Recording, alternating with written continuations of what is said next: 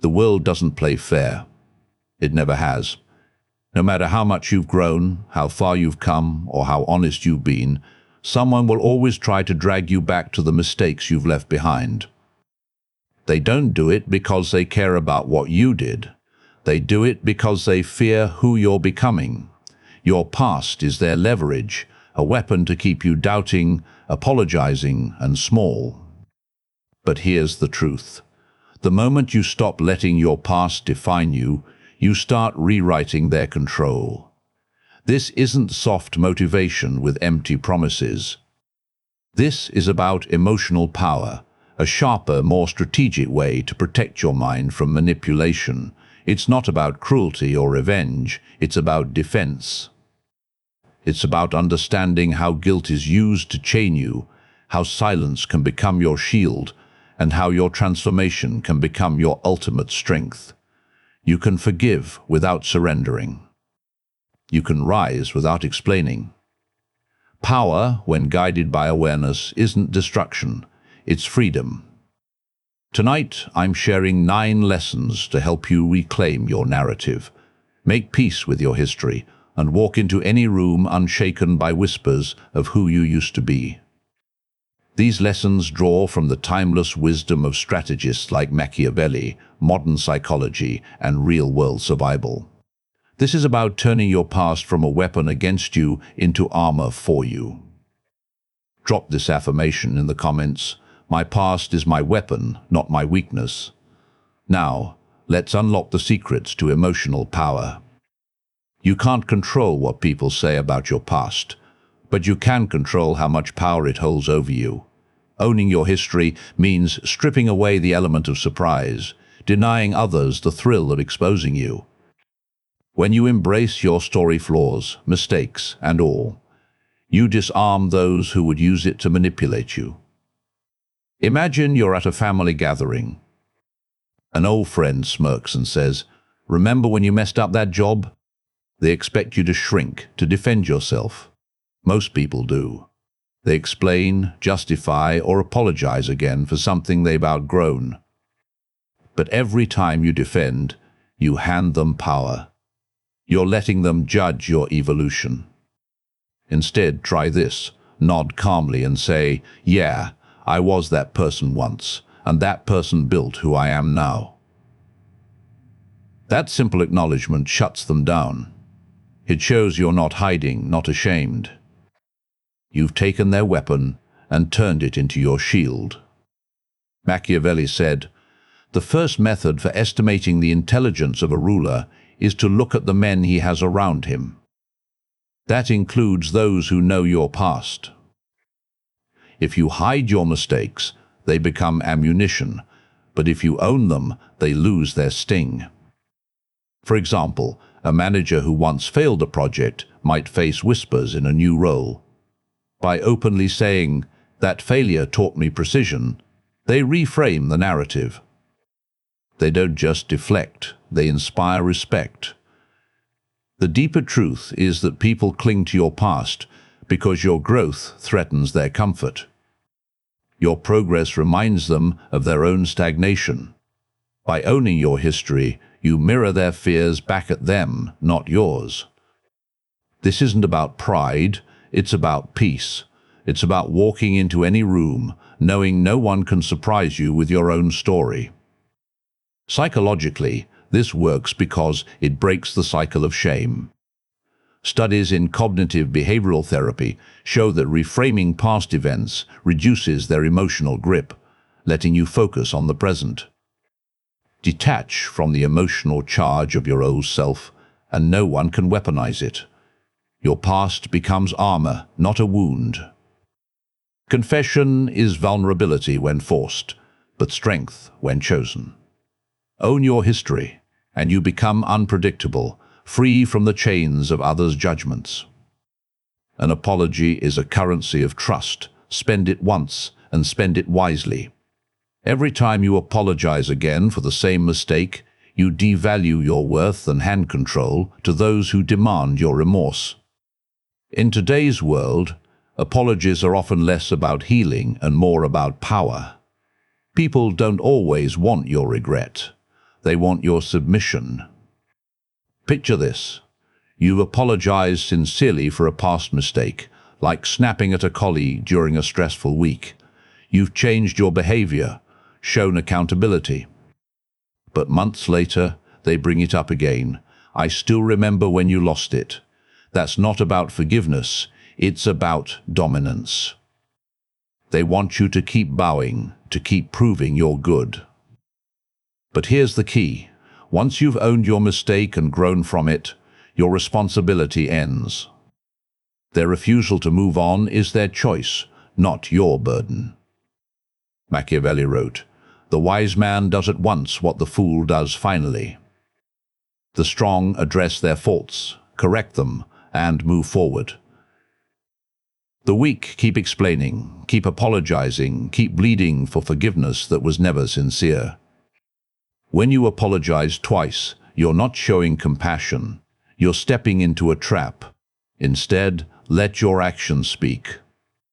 If you've changed, show it through behavior, not words. For example, if you've hurt a friend and apologized, don't keep groveling. Demonstrate loyalty through consistent support. People trust transformation they can see, not words they can manipulate. This doesn't mean arrogance. It means setting boundaries. You can care deeply without crawling. You can heal without humiliation. If someone keeps circling back to your past, silence is your closure. Say nothing and let their need for control reveal itself. Psychological research supports this. Excessive apologizing can signal low self-esteem, weakening your social standing. By refusing to over-apologize, you signal confidence and self-respect. Apologizing twice isn't just unnecessary, it's captivity. Break free by showing, not saying, who you've become. Your evolution is your answer, and it speaks louder than any words. Guilt is a powerful tool, not of morality, but of control.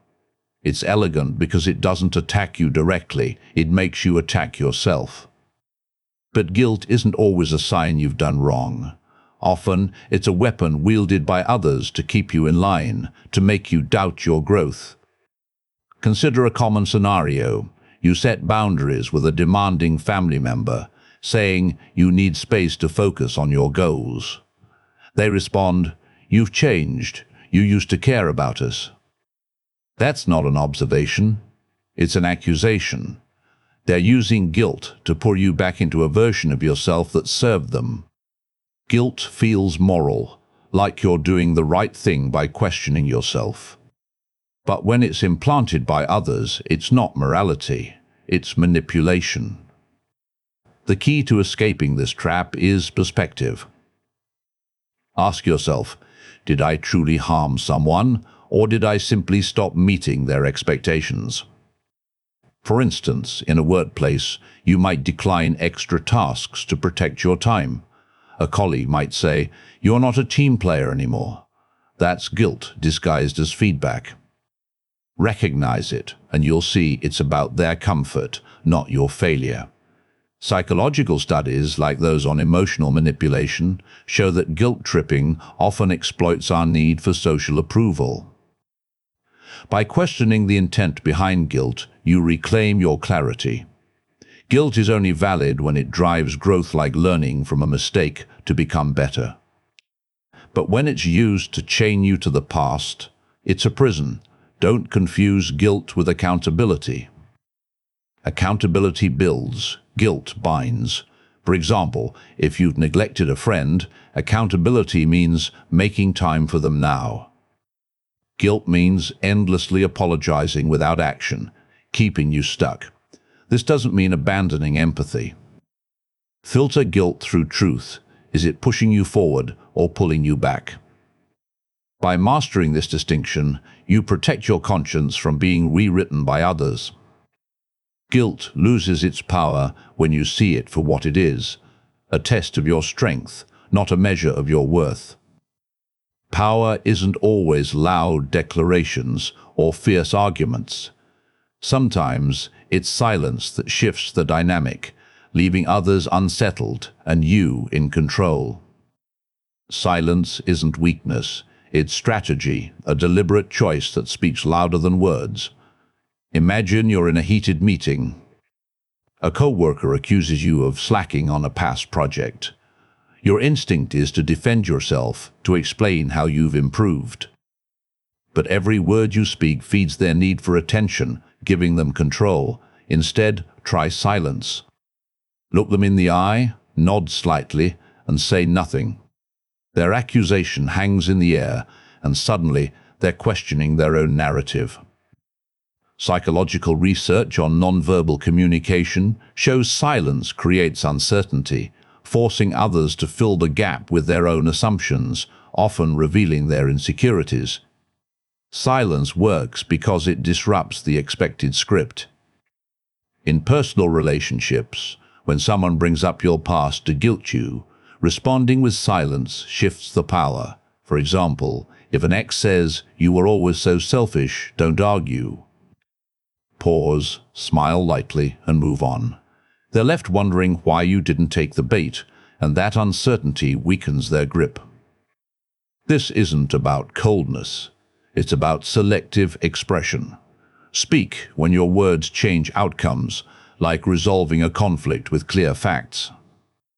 Stay silent when it's just noise, like petty accusations meant to provoke. Machiavelli said, "It is better to be feared than loved if you cannot be both." In modern terms, silence commands respect by creating mystery. A reputation built on silence is unshakable. One built on explanations is fragile. Silence isn't empty. It's loaded with intent. Practice it in small ways. Pause before responding in arguments, or don't rush to justify your choices. Over time, your silence becomes a presence others can't ignore, giving you control without a single word.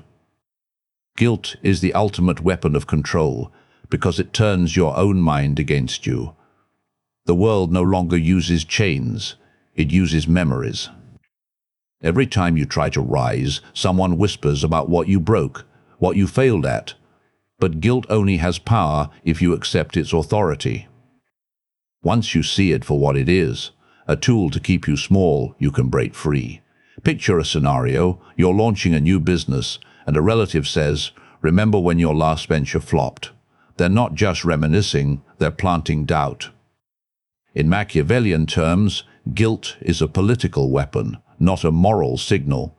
It's how others keep you manageable, ensuring you police yourself. A person consumed by guilt doesn't need external chains, they build their own prison. The difference between guilt and responsibility is critical. Responsibility means learning from your past and evolving, like improving your work ethic after a failure. Guilt means reliving that failure until it defines you. For example, if you've let down a partner in the past, responsibility is showing up consistently now. Guilt is endlessly apologizing, giving them power over your self-worth. Studies in psychology, like those on self-compassion, show that letting go of excessive guilt fosters resilience, while dwelling on it erodes confidence. To escape, stop apologizing for who you were. When you no longer flinch at accusations, you become untouchable. Try this. Next time someone brings up your past, say, "I've learned from that, and I'm stronger for it." Your calm detachment dismantles their control. People don't fear your mistakes. They fear your freedom from them. By refusing to let guilt chain you, you walk away from their prison and into your power. Freedom doesn't need explanation. It needs action. Perception is the first law of power. People don't remember events, they remember stories. If you don't define your past, someone else will, twisting your failures into shame and your growth into arrogance. Controlling the narrative means framing your story on your terms, turning your past into a testament to your strength. Think about public figures who face scandals. The ones who recover don't hide, they reframe. They say, "Yes, I fell, but that fall taught me resilience. You can do the same. For example, if you lost a job due to a mistake, don't let others label you a failure. Say, that experience taught me how to adapt and succeed. You're not erasing the past, you're curating it, like a director editing a film to highlight rebirth over ruin. Machiavellian strategy teaches that narrative is a weapon. In a workplace, if colleagues gossip about your past errors, don't defend, redirect. Share a story of how that error led to a breakthrough. This shifts the focus from shame to growth. Psychologically, this aligns with narrative therapy, which emphasizes reshaping personal stories to empower rather than limit. Let others talk. They're feeding your myth. Stay calm and relentless in your growth, and their words become background noise. For instance, if a friend calls you out for past selfishness, don't argue. Show generosity now, and let your actions rewrite their story. The less you explain, the more they project, and the more control you gain. Your narrative becomes your armor, bending perception in your favor. The powerful don't chase validation. They command presence through scarcity. When you're too accessible, you become ordinary. When you withdraw strategically, you become a mystery, and mystery breeds influence. Distance isn't about isolation, it's about deliberate boundaries that amplify your impact. Imagine you're in a social circle where someone constantly criticizes your past. If you keep engaging, explaining, or defending, you're giving them power. Instead, pull back. Limit your responses, focus on your goals, and let your absence speak. Machiavelli taught that rulers who remain calm amid chaos seem divine. Distance creates that aura. For example, a leader who rarely speaks but delivers results inspires awe, while one who over-explains seems desperate. This works in personal life too. If a friend keeps guilt-tripping you, don't argue, step back, respond less, and let your actions, success, growth, confidence, speak. Psychological studies on social influence show that scarcity increases perceived value. By making your presence selective, you become a rare commodity, not a common one. Distance doesn't mean coldness. It means prioritizing energy. Appear when it matters, like in key moments of leadership or support. But don't linger where you're not valued. Your absence becomes a statement, your presence an event. Power decays in overexposure, so make your energy a treasure others seek, not expect. When you transform, people will notice. They'll say, "You've changed," often with a tone of accusation. What they mean is, "You're no longer the person I could predict or control." Stop trying to make everyone understand your growth. It's a trap that keeps you performing for their approval. Consider a scenario. You've worked hard to improve your confidence, but a colleague says, "You're acting too big now." Your instinct might be to explain your journey, to prove you're still good. But explaining hands them power. Instead, let your results speak. If you're delivering better work, their doubts will fade, or they'll reveal their own biases. True strength moves in silence, not justification. Machiavellian thought sees misunderstanding as leverage. Confusion keeps critics guessing and allies curious. For example, if a family member questions your new boundaries, don't justify them, enforce them calmly. Psychological research on self-determination theory shows that autonomy fosters resilience. By refusing to beg for understanding, you protect your independence. Clarity is a privilege, not a right. People earn insight into your journey through loyalty and effort. Until then, let them guess. Build a reality so strong through actions, achievements, and growth that their doubts dissolve. Your transformation doesn't need their approval, it demands their respect. Your past can haunt you or it can fuel you. Every mistake, every scar is proof of survival, not shame. In the art of emotional power, revenge isn't about retaliation.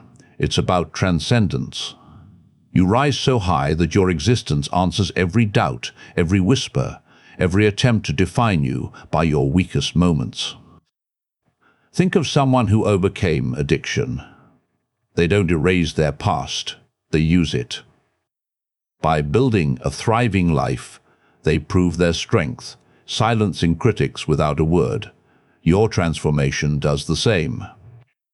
If you failed in business, don't hide it. Build something new and let success rewrite the story.